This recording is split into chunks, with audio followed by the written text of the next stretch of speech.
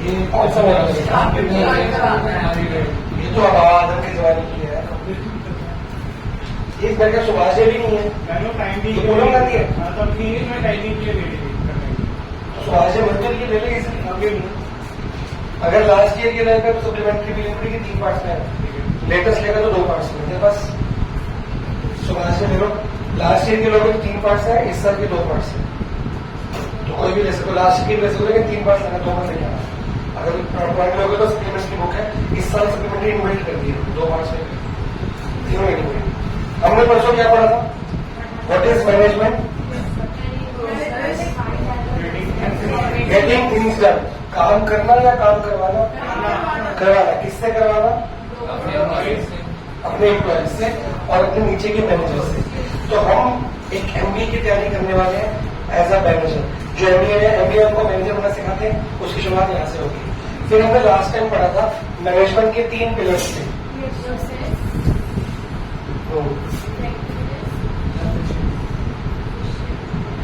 ये पूरी book management के ऊपर डिपेंड है। वीडियो देख के आया तो तूने वीडियो देखी पिछली वीडियो? ठीक है। मैनेजमेंट 3 पिलर्स पे है, 3 कंसेप्ट है, प्रोसेस, इफेक्टिवनेस, प्रोसेस भी कंप्लीट नहीं हुआ था जी। हाँ, तो प्रोसेस के अंदर हम मार्क कर रहे थे, वही अभी कंटिन्यू करेंगे। ठीक है। प्रोसेस, एक प्रोसेस का मतलब क्या होता है? क्या लिखवाया था मैंने? स्टेप्स।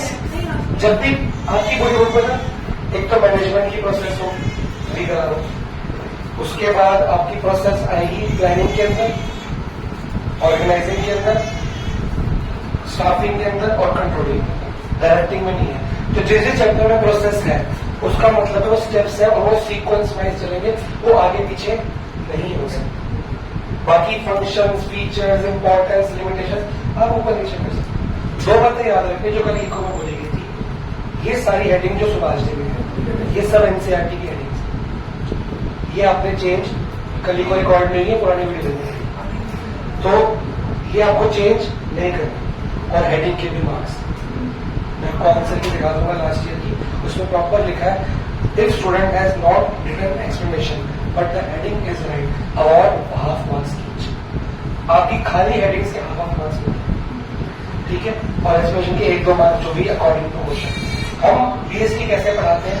हम पहले टॉपिक कवर करेंगे, वो टॉपिक आपको आज जैसे मान लो 2 टॉपिक कवर हो जाते हैं, तो वो टॉपिक आपको घर पे बोले जाएंगे, रीड करते हैं, लर्न नहीं करते। लर्न बोला जाएगा हेडिंग जैसे भी लर्न में करते हैं।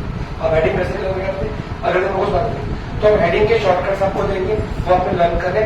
आपका काम है घर से रीड करके आना, रीड लेकिन ऐसे करना है ताकि आपको हर एक लाइन का मतलब आप अपने बना सको। अंदर का मैटर आप चेंज कर दो, मेरे को कोई दिक्कत नहीं, पर हेडिंग चेंज। उसके बाद मैं नेक्स्ट क्लास में आके एक तो हेडिंग शुरू करूँ, फिर मैं आपसे उस टॉपिक के जो क्वेश्चन बोर्ड में आए वो पूछूंगा, उससे वो टॉपिक पक्का हो जाएगा। हर टॉपिक के बाद क्वेश्चन पूछूंगा, हर टॉपिक क्वेश्चन पूछूंगा, टॉपिक पक्का होते होते करेंगे। चैप्टर खत्म होगा, 2 बार रिवीजन करेंगे, टेस्ट लेंगे, सिंपल है।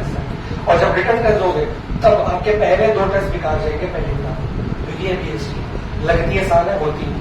क्योंकि आपको छोटे छोटे आंसर लिखने की आदत पड़ेगी। हमने आपको बड़े बड़े आंसर छोटे छोटे से बड़े बड़े यहाँ तक लेके जाना है। तो ये 2 मार्क्स का आंसर, ये 3 मार्क्स का आंसर, ये 4 मार्क्स का आंसर तो आपको सब सिखाया जाएगा। शुरुआत में आप थोड़ा सा रेस्ट्रिक्ट करोगे, लेकिन धीरे धीरे आपको जो मार्क्स कटेंगे, स्कूल में कटेंगे, स्कूल की मेमोरी यही सेम बात बोलेगी, आपके आंसर छोटे, तो आपको आंसर बड़े कैसे कर रहे हो, टेस्ट प्रैक्टिस करके कर लीजिए। ठीक है। अब प्रोसेस में सबसे पहला मनन तो कुछ कह रहा था, क्या चैप्टर में मिल जाएगा तो हो जाएगा। सबसे पहला स्टेप क्या था? प्लानिंग मार्क हो चुका है। प्लानिंग कौन करता है? कौन सा मैनेजमेंट? मोस्टली टॉप लेवल करता है, टॉप लेवल मैनेजमेंट करता है। क्योंकि इसमें क्या करते हैं? What to do, how to do, where to do, when to do, कितना करना, how much to do, targets, goals achieve करते हैं कि सेट करते हैं? Set targets. यहाँ पे गोल्स सेट किए जाएंगे कि अचीव करना क्या है। माइंडेड यहाँ पे कोई काम नहीं हो रहा, सिर्फ बताया जा रहा है क्या करना है।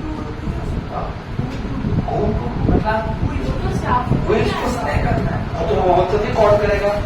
वो ऑर्गेनाइजिंग में आएगा, ऑर्गेनाइजिंग ठीक है। प्लानिंग में बोला कि भैया ये काम कंप्लीट करो, कैसे करो वो बता देगा, स्टेप्स बता देगा, वो एक टाइमलाइन देगा कि इस टाइमलाइन से पहले पहले आपको कहाँ टारगेट अचीव करना है, एक लिमिट देगा टाइम की, इतने महीने में, हफ्ते में, 10 दिन में, 20 दिन में, और कितनी क्वालिटी, उसमें क्वालिटी सेट की जाएगी कि किस क्वालिटी का हमको गुड्स चाहिए, वो क्वालिटी भी आपको बता दी जाएगी, उससे नीचे क्वालिटी एक्सेप्टेबल नहीं होगी। तो एक standard time, standard quality, standard quantity, everything, और कहाँ पे कितने लोग चाहिए, सब प्लान में हो जाए। प्लानिंग क्या एक बार की जाती है? होती रहती है। एक बार टारगेट अचीव हो गया फिर नया प्लान क्या होगा, और बड़ा प्लान टारगेट्स का होगा, बड़े प्लान के अंदर छोटे छोटे प्लान भी होते हैं। एक टारगेट अचीव हुआ कि हमें 10,000 शर्ट्स इस महीने में, 30 दिन में 10,000 शर्ट्स बनानी है, ये तो बड़ा टारगेट होगा। ये एक महीने की लिमिट भी सेट होगी, क्वांटिटी क्वालिटी भी सेट होगी, उसके अंदर छोटे छोटे पर डे के प्लान होंगे, आज कितना चाहिए, कल कितना चाहिए, छुट्टी होगी तो ओवर टाइम, ये छोटे छोटे प्लान्स फ्यूचर के लिए होते हैं, प्रेजेंट के लिए होते हैं कि पास्ट के लिए होते हैं, हमेशा प्लानिंग फ्यूचर के लिए होती है, पर बेस किस पे होती है, पास्ट, कि पिछला प्लान अचीव करने में क्या क्या दिक्कतें आई थी, वो डिबेट डिस्कस करेंगे। जैसे आपके अभी मार्क्स है, वो पास्ट हो गए, पिछली बार हमसे क्या गलती हुई, क्या कमी रह गई, हमने क्या गलत किया, वो हम डिस्कस करेंगे, और इस साल हम क्या वो ना करें और हम क्या नया करें ताकि और अच्छे काम हो। तो प्लानिंग हो रही है पूरे बोर्ड तक की, ठीक है, और टॉप पर मैनेजमेंट करते हैं, तो स्ट्रैटेजी उसके पास होती है। उसके बाद फॉर्मुलेटिंग कि काम कैसे कैसे हो सकता है, वो डिस्कस किएगा कि ऐसे काम हो सकता है, ऐसे हो सकता है, ऐसे हो सकता है, उसमें से एक तरीका सिलेक्ट किया जाए। वो प्लानिंग पूरा चैप्टर है, उसमें सिखाया जाए, ठीक है। अभी आपने प्लानिंग पढ़ लिया था, ठीक है। अब ऑर्गेनाइज, जब प्लान हो गया है कि क्या करना है, कैसे करना है, कहाँ करना है, कितना करना है, कब तक करना है, सब कुछ हो गया, उसके लिए रॉ मटेरियल्स, रिसोर्सेज, लोग कितने चाहिए, किस तरह के लोग चाहिए, ग्रुपिंग टास्क, कि मान लो अब टारगेट अचीव करना है, उसके लिए रॉ मटेरियल चाहिए, वो प्रोडक्शन टास्क में डाल देंगे, फिर लेबर चाहिए प्रोडक्शन टास्क में, पैसा चाहिए फाइनेंस में डाल दो, किस तरह की लेबर चाहिए, कुछ बंदे फाइनेंस के चाहिए, कुछ बंदे सिलाई के चाहिए, कुछ बंदे प्रोडक्शन के चाहिए, कुछ बंदे प्रोसेसिंग के चाहिए, कुछ बंदे पैकेजिंग के चाहिए, ग्रुपिंग कर दो, कितने पैकेजिंग के चाहिए, कितने इसके चाहिए, कितने इसके चाहिए, कितने इसके। तो यहाँ पे बंदे हायर नहीं हो रहे, सिर्फ डिसाइड किया जा रहा है किस तरह के कितने बंदे चाहिए, काम को, वो टारगेट को छोटे छोटे टास्क में डिवाइड किया जाएगा और उसको ऑर्गेनाइज किया जाएगा, सॉर्टिंग की जाएगी, एक जैसे टास्क इकट्ठे कर दीजिए। जैसे हमने घर शिफ्ट किया तो हमारी पूरी फैमिली के कपड़े एक कार्टन में पैक करके हम लेंगे, लेकिन क्या जब हम घर शिफ्ट करेंगे, यहाँ पे नए घर में जाएंगे, तो उसी कार्टन से रोज कपड़े निकालेंगे, उसमें फादर के अलग, मदर के अलग, बच्चों के अलग, भाई के अलग, बहन के अलग, मेरे अलग करेंगे, उसके बाद अलग अलग होकर ऑर्गेनाइज किया, उसके बाद मेरे कपड़ों के अंदर मेरे जीन्स अलग किया, ट्राउजर अलग की, बेल्ट अलग की, सॉक्स अलग की, सब अलग किया, ताकि मेरे को इजीली सब मिल जाए यार करें। तो ग्रुपिंग के अंदर ग्रुपिंग के अंदर वार्डरोब्स बनाए, हर बंदे को उसकी जगह असाइन की जाएगी, तूने कहाँ पे काम करना। इसके अंदर एक इंपॉर्टेंट चीज हमने ट्राई की थी, एस्टैब्लिशिंग अथॉरिटी, रिस्पॉन्सिबिलिटी, रिलेशनशिप। हमारी क्लास यहीं पे खत्म होती है, ये लोग है। अथॉरिटी किसकी होती है? सुपीरियर की। रिस्पॉन्सिबिलिटी कितनी होती है? सबऑर्डिनेट की। तो कितने बंदे सुपीरियर लेवल पे होंगे और कितने बंदे एक के नीचे होंगे? फॉर एग्जाम्पल मैंने 5 बंदे रखे सुपीरियर लेवल पे, तो हर एक 5 बंदे है ना, हर एक बंदे के नीचे 10-10 बंदे रखे, तो कितने हो गए? 5 ऊपर और 50 नीचे, 55 बंदे हो गए। उन 10 बंदों को टीम लीडर कहा जाएगा। उस टीम लीडर के अंदर हर 10 के अंदर प्रत्येक के अंदर 50-50 बंदे होंगे। ऐसे तैयार होती है। तो ये सेटअप कौन तैयार कर रहा है? ऑर्गेनाइजिंग कौन तैयार कर रहा है? डॉक्टर। कि कितने मिडिल लेवल होंगे, उसके नीचे कितने टीम लीडर सुपरवाइजर होंगे, उसके नीचे कितने बंदों की लेवल की टीम होगी। 50 बंदों की टीम के ऊपर एक टीम लीडर, 10 टीम लीडर के ऊपर एक मैनेजर बड़ी, 5 मैनेजर के ऊपर एक सीईओ। ये होता है सिस्टम। तो ये ऑर्गेनाइज कर दिया गया। तो कितने बंदे रखने हैं, नीचे कितने बंदे चाहिए, वो बैठेंगे कहाँ, वो काम कहाँ करेंगे, रिसोर्सेज, लोग कितने चाहिए, कितना रॉ मटेरियल, उनका कैबिन कहाँ पे होगा। लोग जब आएंगे रोज सुबह काम पे पूछेंगे, हम यहाँ बैठे, उनको पता है कि हमने कहाँ बैठना है, हमारा कैबिन यहाँ है, उनका फ्लोर कौन सा होगा, उनका डिपार्टमेंट कौन सा होगा, सब ऑर्गेनाइज सिस्टमेटिकली से डिवाइड करने को बोलते हैं। इसमें अथॉरिटी रिस्पॉन्सिबिलिटी, कौन ऊपर अथॉरिटी देने वाला है, अथॉरिटी मतलब पावर टू गिव ऑर्डर्स, काम देने की ऑर्डर कौन देगा और कौन सुनेगा। नीचे का बंदा ऊपर काम नहीं दे सकता, ना उससे क्वेश्चन कर सकता है, उसको बस जी करना है। ऊपर का बंदा जवाब भी देगा, उसकी बात को उसको ऑर्डर भी देगा, काम भी करवाएगा। ये ऊपर कितने नीचे कितने लोग और कितने रिसोर्सेज चाहिए किसमें डिसाइड होगा। अब क्या हमने यहाँ पे लोग कितने चाहिए ये डिसाइड किया, लोग हायर किए। अब तीसरा स्टेप आता है, यहां पे हम लोगों को हायर करेंगे, उनको जॉब्स देंगे, रिसोर्सेज यहां पे इकट्ठे कर लिए, कितने चाहिए और इकट्ठे भी करने शुरू कर, और लोग यहां पे इकट्ठे। ये पूरा इजी चैप्टर है, ये मुश्किल है।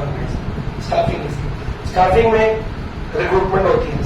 पहले तो हम डिसाइड करते हैं, एस्टिमेट करते हैं कि कितनी मैन पावर चाहिए। हमें समझ आ रही कि एस्टिमेट कितने लोग चाहिए, वो ऑर्गेनाइजिंग हमको बता रहे हैं। उसके बाद हम एग्जैक्टली दोबारा से एस्टिमेट करते हैं ऑर्गेनाइजिंग लेवल कितने लोग चाहिए, एग्जैक्टली उतने चाहिए कि नहीं चाहिए, उतने लोगों का हम डाटा बनाते हैं कितने लोग चाहिए। फिर उसके बाद हम जी हाँ, उसके बाद हम रिक्रूटमेंट करते हैं। What is recruitment? नहीं, आज तक सब बच्चों को ये पता होता है, जब मैंने बीएससी नहीं पढ़ी थी मेरे को भी रिक्रूटमेंट का मतलब हायर करना,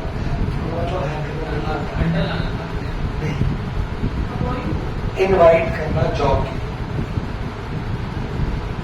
मेरे को 10 बंदे चाहिए, मैंने 100 बंदों को 100 एप्लीकेशन वालों को मैंने Naukri.com पे ऐड दिया, 1000 बंदों ने अप्लाई किया, ये रिक्रूटमेंट है। देखो मैं 10 ही है, वो सिलेक्शन होगी। रिक्रूटमेंट इंटरव्यू के लिए बुलाना या उनके फॉर्म्स गैदर करना, चाहे इंटरव्यू नहीं बुलाऊंगा, 1000 बंदों के फॉर्म आए, उसमें मैंने 100 शॉर्टलिस्ट कर दी, 100 शॉर्टलिस्ट करके 100 बंदों का इंटरव्यू लिया, उसमें 10 सिलेक्ट किए। तो शॉर्टलिस्ट करना अलग चीज है, सिलेक्ट करना इंटरव्यू करना अलग चीज है। और रिक्रूटमेंट मतलब मैंने ऐड दिया, ऐड देके लोगों को बोलना कि मेरी कंपनी में अप्लाई करो। Inviting applications for the job is known as recruitment. इसमें जॉब में हायर रिक्रूटमेंट का मतलब क्या होता है, इनवाइट करना। जैसे कॉलेज में होती थी, देखा होगा आपने लास्ट में, वो इंटरव्यू ले रहे हैं, जॉब में हायर नहीं कर रहे, किसी को करते किसी को नहीं करते, उसको रिक्रूट बोलते हैं कि आप अप्लाई करो जॉब, फिर जिसको मिलेगी मिलेगी, जिसको नहीं मिलेगी। Recruitment is not the guarantee of selection of the job, वो सिर्फ invitation of application of job. Clear हुआ? इसमें लोग किस तरह के लोग मैनेज करेंगे, हमको चाहिए वो उनको जॉब देने का काम करेंगे। फटाफट से स्टाफिंग की बोल्ड लाइन अंडरलाइन करो और उसको मार दे। आगे बाद जो फिलहाल रीड कर लो, दोनों शेयर कर लो।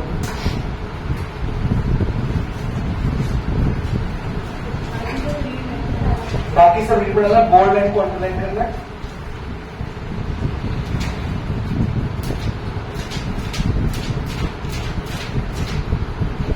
एक एक वर्ड पे ध्यान देना, गार्गी एंड मनन, एक एक वर्ड पे। ये वाली बुक हाँ, वो हायरिंग भी करेंगे, सिलेक्शन का हायरिंग भी करेंगे, ये पूरा करेंगे। एक एक लाइन एक एक वर्ड पे इंपॉर्टेंस हो।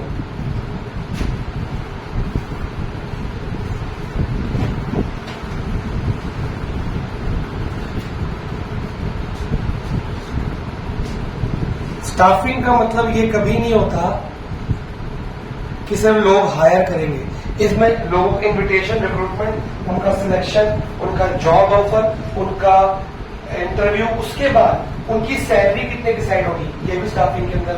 स्टाफिंग का एक अलग से मैनेजर होता है, इसको एचआर कहते हैं, वही सैलरी डिसाइड करेगा।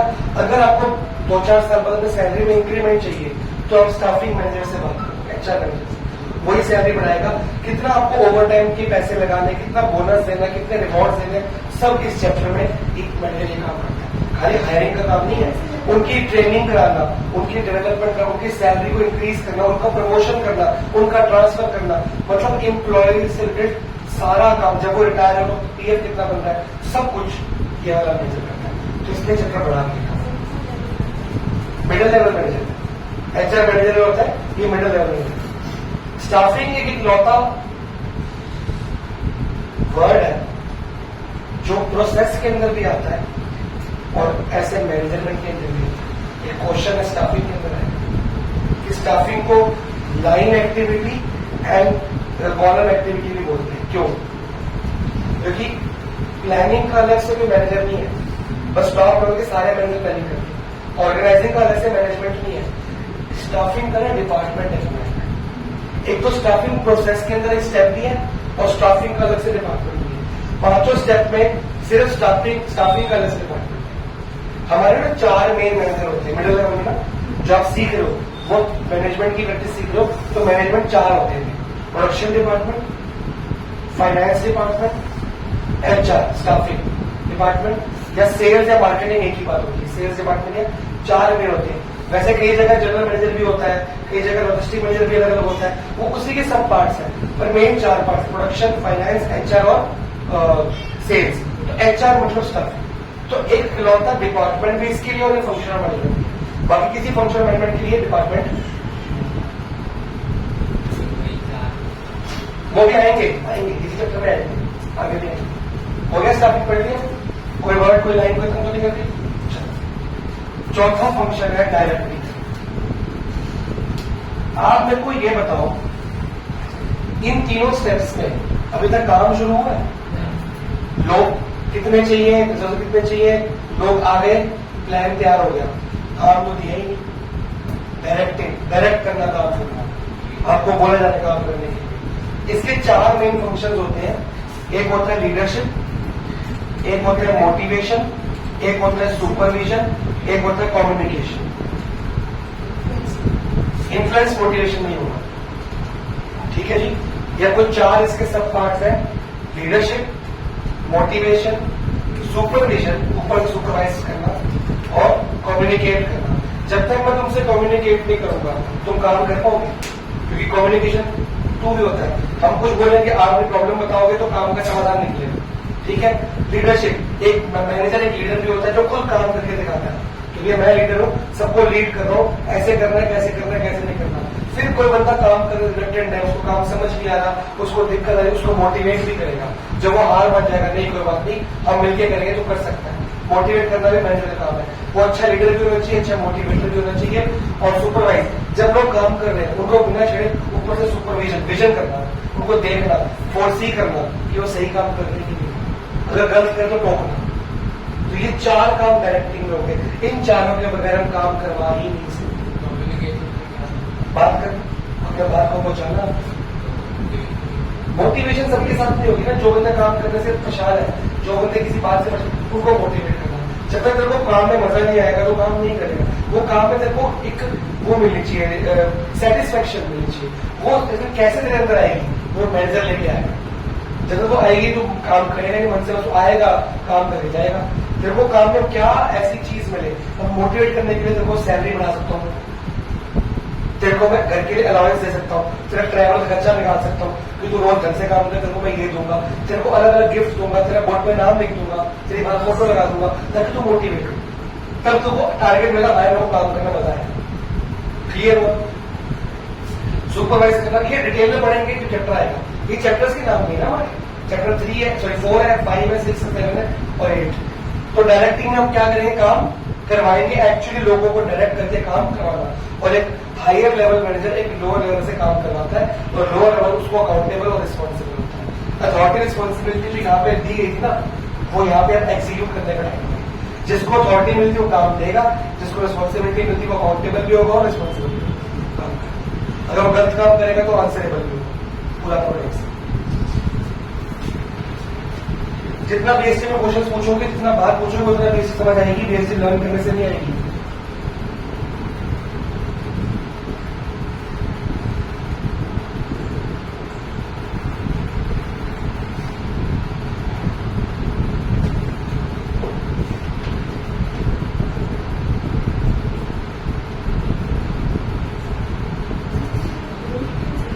क्या की कंपनी सबसे चैनल लिखिए 4 है, लेकिन मेन सबसे ऊपर ये होता है, मेरे ऊपर ये। लेकिन ऐसा कुछ नहीं है कि आपको ये एमसीक्यू बन सकता है। देखो हर लाइन में एमसीक्यू हुआ होता है, इसलिए हर लाइन को ध्यान से पढ़ना।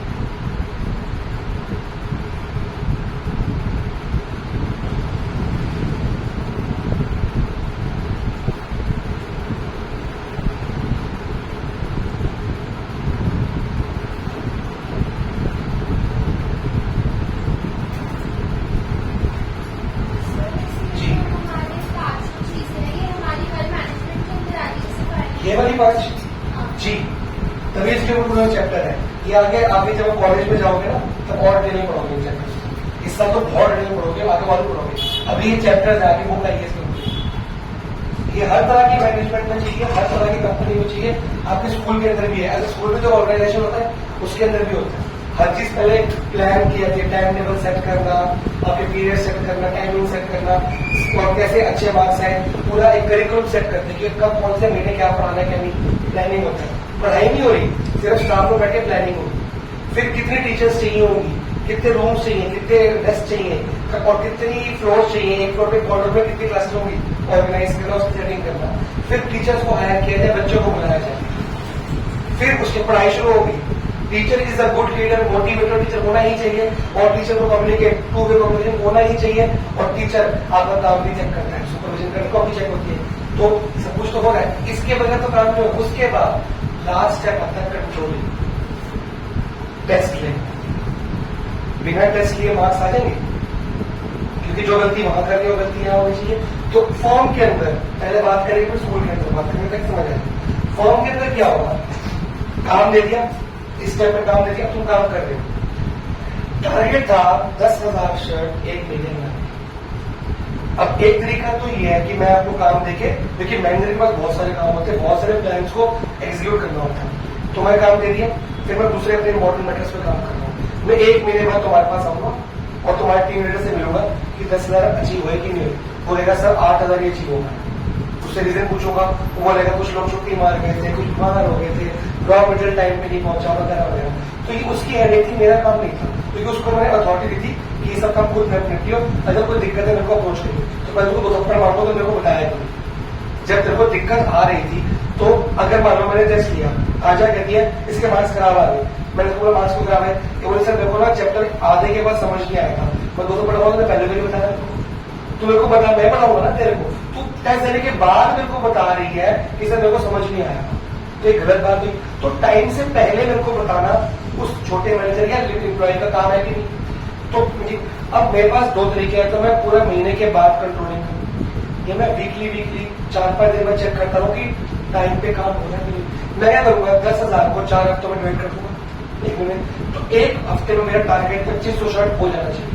मैं पहले हफ्ते में जाऊंगा, देखूंगा 3,000 शर्ट हो चुकी है, मैं कुछ नहीं बोलूंगा कि बेटा पैसे ही करते हैं, मतलब मैंने पहले हफ्ते में टेस्ट किया और टेस्ट में रिजल्ट ठीक आ गया, वो तो कुछ नहीं बोलूंगा। लेकिन अगर पहले हफ्ते के बाद मैंने देखा कि 2,000 शर्ट है, टारगेट के साथ मेरे मन में 2500 प्रॉब्लम अभी कम हो रहा है, वो मेरे को बताएगा सर ये दिक्कत आ रही है, ये दिक्कत आ रही है, तो मैं इमीडिएटली अगले हफ्ते में ठीक कर लूंगा। अगले हफ्ते का टारगेट दूंगा 3,000 पूरे कर, क्योंकि 500 पहले की बात की। तो कंट्रोलिंग कॉन्टिन्यूस प्रोसेस है, वो पूरा साल चलती है, कभी खत्म।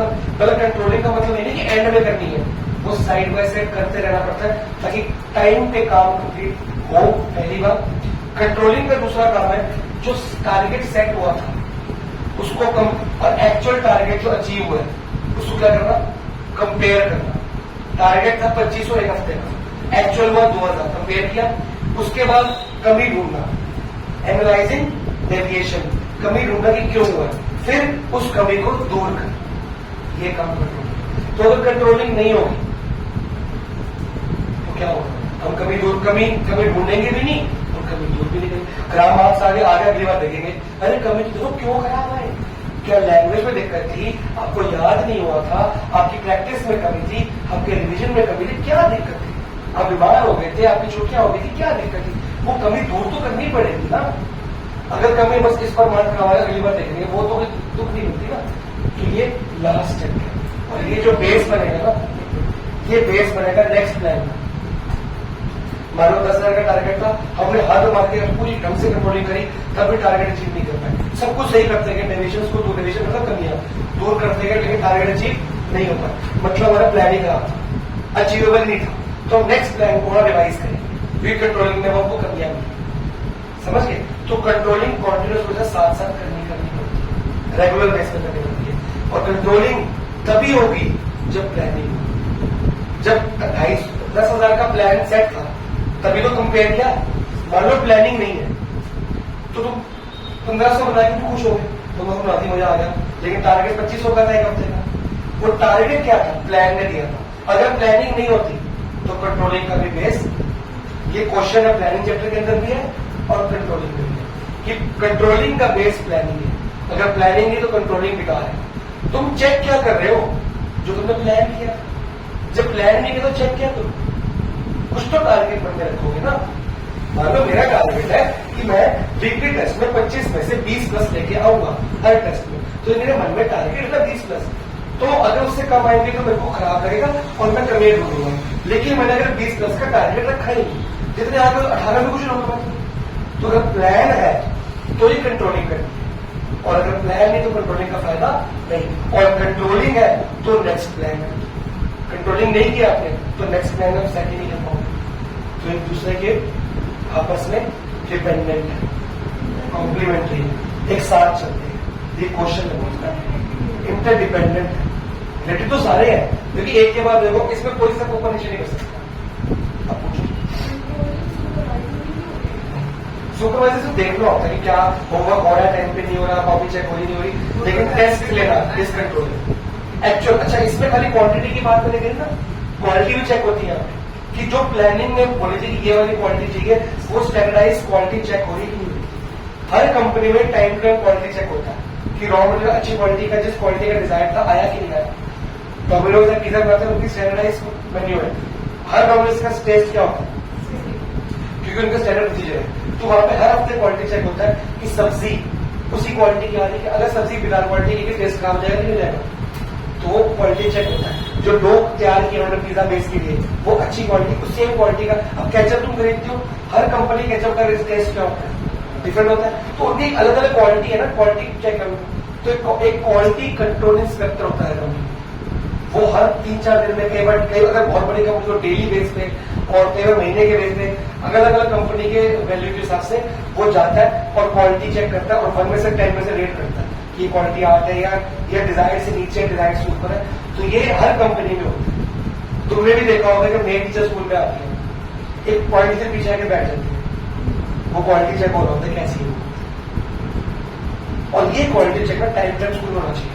बच्चों का तो होगा टेस्ट लेने के, टीचर्स का नहीं होगा, तभी तुम ट्यूशन आती हो। और जिस दिन टीचर का क्वालिटी चेक होना शुरू हो गया ना, मंथली बेस पे या 15 डेज बेस पे, टीचर इतना अच्छा पढ़ाएंगे ना, मैं क्या बताऊं, तो ट्यूशन की जरूरत नहीं पड़ेगी। टेस्ट की लेवल अच्छे हो जाएंगे, टीचर का समझाने का मैथड अच्छा हो जाएगा। फिर टीचर को बोलेगा आपकी क्वालिटी में उनको रैंकिंग दी जाएगी, जिसकी 5 से कम रेटिंग, 5 रेटिंग करूंगी, 3.1 से कम रेटिंग आएगी, उसको निकाल देंगे। टीचर खुद ब खुद अच्छा पढ़ेगी। जब जोमेटो का बंदा आता है, स्विगी का बंदा आता है, डोमिनोज, मैगनीजो का, जो कहते हैं रेटिंग का, कहते हैं ना, क्यों? उनको पता है कि रेटिंग अच्छी मिलेगी, उनको ऑर्डर अच्छे मिलेंगे। तो टीचर को भी रेटिंग होनी चाहिए। इस रेटिंग का टीचर होगा, उसको उसी को बैठेंगे, वरना नीचे कर देंगे। तो हम बच्चों की तो करें, टीचर की तो करें नहीं। तो अगर कंट्रोलिंग की जाए तो उससे फायदा है कि नुकसान? फायदा ही फायदा है। हर चीज की इंप्रूवमेंट कंट्रोलिंग से ही। अगर मैं आपके 20 टेस्ट लूं और 200 टेस्ट लूं, 200 टेस्ट में फायदा होगा ना, अब इतनी इंप्रूवमेंट होगी, वो सब आता होगा। और टेस्ट के वजह से लर्न भी कर लोगे आप, और जो गलतियां स्कूल में करनी याद कर लोगे ना गलतियां, और वो ठीक भी हो जाएंगी। 6 वाले गलती करोगे, 7 वाले स्कूल में करोगे ही नहीं आप।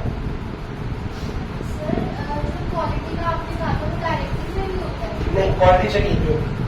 क्वालिटी डायरेक्ट करेंगे कि ये बनाओ, वो बना रहे हो कि नहीं बना रहे वो चेक क्या है। यहाँ पे तो काम होगा, क्वांटिटी भी यहाँ पे बताई जाएगी कितना करना है और कितने क्वालिटी का सब बताया जाएगा। आप शुरू काम सिखाया भी जाएगा, ट्रेनिंग भी करेंगे, और काम करवा के देखा, खुद भी करके दिखाऊंगा आपको। बट यहाँ पे चेक होगा कि आपको, मैं रोज भी काम करता हूँ, मैं तो काम सिखा के चला गया, सिर्फ मैं थोड़े दिन बाद बताऊंगा, ये अपना क्वालिटी इंस्पेक्टर भेजूंगा, जाके चेक करके काम कैसे हो रहा है। तो वो हम यहाँ पे स्कूल में टेस्ट करते हैं। अब एक तो ये प्रोसेस के स्टेप्स, दूसरा इन चीजों को हम क्या बोलते हैं? इन चीजों को हम बोलते हैं फंक्शंस ऑफ। ये मैंने क्यों इंपॉर्टेंट लिखा फंक्शन वर्ड? क्योंकि जब मैं क्वेश्चंस दूंगा टेस्ट में या ओरल, मैं आपको कोई केस स्टडी या कोई लाइन दूंगा, आपको पूछूंगा what is which feature of management is here clear, तो वहां पे फंक्शन ही लिखना, वहां फीचर ही लिखना है। सबसे कॉमन मिस्टेक, पूछते हैं फीचर, लिखते हैं फंक्शन, पूछते फंक्शन, लिखते हैं मेरिट। तो जो पूछा है वही लिखना है। फंक्शन इस चैप्टर के अलग है, फीचर अलग है, मेरिट अलग है, लिमिटेशन अलग है, सब अलग अलग है। तो आज हमने क्या लर्न करा? Function, planning, organising, staffing, directing, control, ये इसी लाइन में याद है, इसके अलावा और किसी के लिए ठीक है, एक बार डायरेक्टिंग पढ़ लिया तो कंट्रोलिंग पढ़ेंगे, उसके आगे बढ़ के फिर भी इंग्लैंड में आते हैं।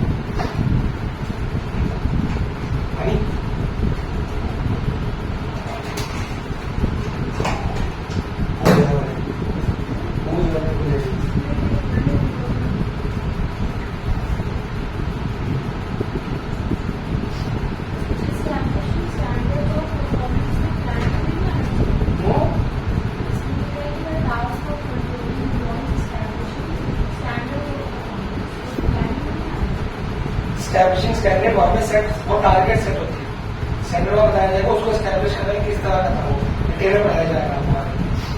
जो स्टैंडर्ड तैयार हुआ उससे अचीव हो रहा है कि नहीं हो रहा, चेक करना।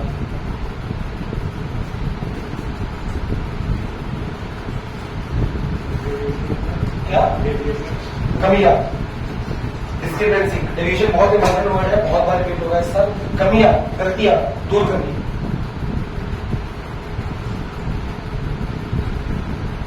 ये अभी आपको 2-3 मिनट इससे ये फंक्शन को ना बहुत डीप में याद करना पड़ेगा, लेकिन जब ये चैप्टर पढ़ा दूंगा फिर आपको ये पेज याद भी नहीं करना पड़ेगा, क्योंकि ऑलरेडी उस चैप्टर में बहुत कुछ पढ़ लिया होगा ना। तो अभी आप जो पढ़ रहे हो ना, ये उस चैप्टर के सारे फीचर्स हैं, तो जो वहां पे लर्न कर ही लोगे तो यहाँ अलग से पढ़ने की जरूरत नहीं पड़ेगी।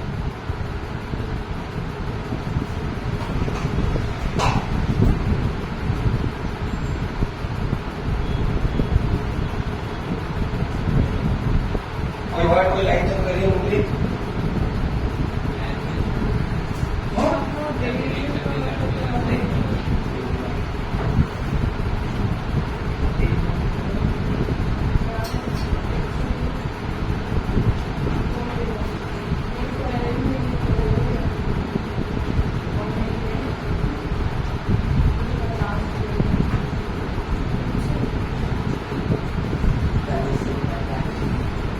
अगर आपको कंट्रोलिंग की डेफिनेशन मुश्किल लग रही है, प्लीज कहना मुश्किल लग रही है, तो कंट्रोलिंग चैप्टर में दी हुई है वो हम कर सकते हैं। Controlling means ensuring that activities in our day are performed as per plans। आसान होगी, ये लर्न कर सकते हैं। कमियां दूर करना। जो अगर काम कम हो रहा है, कम स्टैंडर्ड का, कम क्वालिटी का, तो वो डिवीजन होती है। कमियां ढूंढना, एनालाइजिंग डिवीजन, कमियां ढूंढना ताकि उसको दूर कर सके।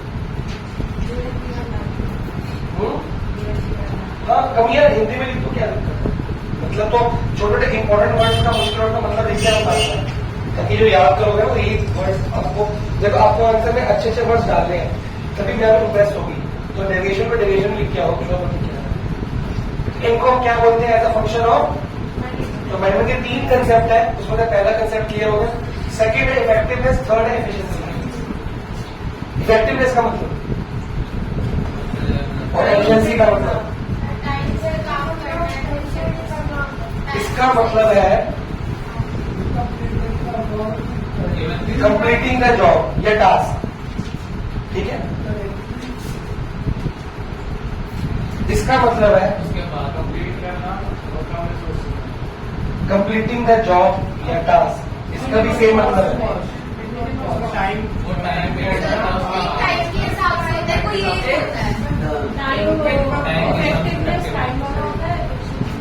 मिनिमम कॉस्ट एंड टाइम, कम से कम टाइम में और कम से कम खर्चे पे, कॉस्ट मतलब खर्चा में काम कंप्लीट करना इस एफिशिएंसी, और खाली काम कंप्लीट कर देना इस इफेक्टिवनेस। होमवर्क दिया, तूने भी किया, दोनों इफेक्टिव हो, एक स्टेप जल्दी कर लिया, तूने 4 दिन लगाए, 2 दिन लगाए, ये एफिशिएंट है, तू खाली इफेक्टिव है। तो मैनेजर को क्या होना चाहिए, एफिशिएंसी में तो इफेक्टिवनेस आएगी ना, ये वाला काम तो हो ही गया ना पूरा। तो अगर मैनेजर खाली इफेक्टिव है, काम कंप्लीट कर रही है लेकिन एफिशिएंट नहीं है, तो कंपनी में क्या होगा, घाटे, कॉस्ट ज्यादा, डिलेज, ओवरलैपिंग ऑफ ऑर्डर्स। नया ऑर्डर आ गया, पिछला अभी कंप्लीट ही नहीं हुआ, नया प्लान से सिलेक्ट हो गया, पहला कंप्लीट ही नहीं हुआ, और कॉस्ट खर्चा बढ़ता गया। लेकिन कम से कम काम, कम से कम टाइम में और कम से कम खर्चे में काम कंप्लीट किया तो कंपनी का फायदा हुआ, फिर कंपनी टाइम से पहले नया ऑर्डर ले सकती है, इसको बोलते हैं। अब management should be efficient as well as effective. ये दोनों पढ़ो डिटेल में, फिर टाइप क्वेश्चन पूछता हूं, शुरू करते हैं।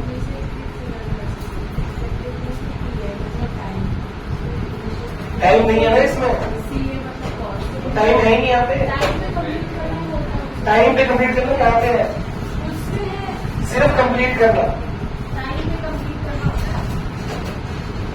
बात तो ये है ना, टाइम में खाली कंप्लीट करना। तेरे को मैंने होमवर्क दिया, कल दिखा रहा है, तुमने 4 दिन बाद दिखाया, तुमने दिखाया ना, वो इफेक्टिवनेस है, पर टाइम में नहीं दिखाया, टाइम में नहीं दिखा तो है।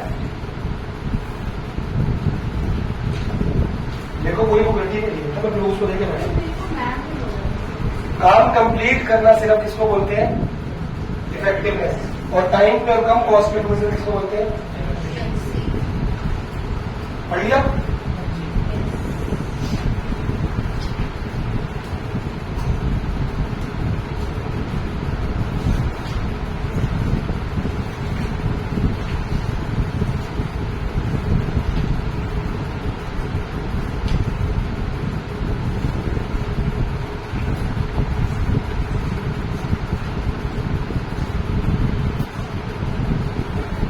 एक मैनेजर है, उसका नाम अमन है, इसका भी अमन है। वो अपने मैनेजर को, हायर मैनेजर को बोल रहा है, sir we have achieve the target production of 10,000 units, but we had to operate on double shift due to power failure. Light जाती थी तो वो डबल शिफ्ट काम करना पड़ा। Are be efficient? तो मैनेजर कह रहा है, no Aman, you are not efficient but effective. ये फोटो बनी हुई है, ये क्वेश्चन आ सकता है, पर ये गायब कर देगा उसमें, खाली ये क्वेश्चन ऐसे आता फोटो बेस्ड।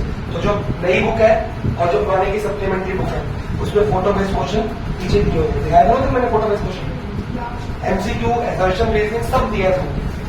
तो नई लोग तो ये फोटो बेस्ड क्वेश्चन ये आपने, ठीक है।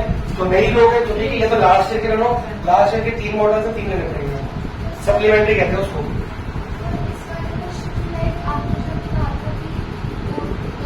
क्वेश्चन हो जाए आर बी एफिशिएंट, तो आंसर है no we are not efficient, we are effective. कि टारगेट अचीव तो हुआ है पर पावर फेलियर हुआ है, तो डबल शिफ्ट पर कॉस्ट क्या होगी? तो ये आपको बताया नहीं कि आपको खुद सोचना है, ये सिर्फ खुद सोचना, ठीक है। कॉस्ट चलो, अब आपने क्या करना है घर से, एक तो ये समझ के आप दोबारा से कितनी याद चाहिए। आते आपके ग्रुप में मोबाइल में केस स्टडी भेजूंगा, वो केस स्टडी में आपको कोटिंग लाइन्स पता क्या होता है? तो कोटिंग द लाइन जब बोलते हैं तभी करनी होती है, वैसे नहीं करनी। तो कोटिंग द लाइन्स आपको करनी है, बतानी है, जिसको जो पुराना ही कौन सा फंक्शन आएगा डिवाइस। एक केस स्टडी में 5 फंक्शन होंगे, मैं आपको दूंगा, फिर हम नेक्स्ट अगर ऐसे होगा टॉपिक खत्म करेंगे, उसकी क्वेश्चन में अगली बार नोट करूंगा, फिर नेक्स्ट टॉपिक करेंगे। पर अगली बार और जल्दी आओ, 3:40 पे आ जाऊंगा। अमन के अलावा बाकी सब इधर आ जाए, अमन भी 3:45 पे आ जाएगा, आज तुम 3:50 पे है, 40 पे दिए मेरे को, 40 से ट्राई 30 से ट्राई करो, 40 पे आ जाओ। जी मेरे को प्रॉब्लम नहीं है।